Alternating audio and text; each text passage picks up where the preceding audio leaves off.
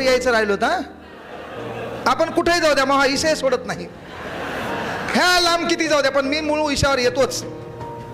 सांगायचं तात्पर्य बाबा, 100-150 पोरं बॅचला होते माझ्या. परभणीमध्ये आमच्या एरियातून बाकीच्या क्लासला लोक जायचे. आपलं राहणीमान, आपलं बोलणं असल्यामुळे काही काही परभणीच्या लेकरांना आपला स्वभाव आवडायचा नाही. आणि आज इथं बसलेल्या वासिमकरांना गर्वानं सांगतो, सर्वांनी एकदा स्वतःसाठी टाळ्या वाजवा. कारण पहिले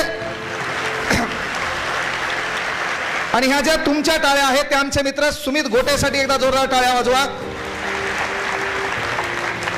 कारण का माहितीये का, मी पहिला जिल्हा पाहिला की ज्या जिल्ह्यामध्ये सर्व अकॅडमीचे मास्तर एकत्र आणले आणि त्या गुणवंत, ज्यांनी गुणवंतांना घडवले त्या शिक्षकाचा सत्कार करण्याचा पहिला सोहळा इथं पार पडला.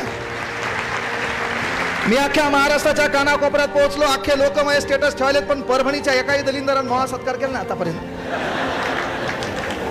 काय प्रॉब्लेम आहे काय माहित.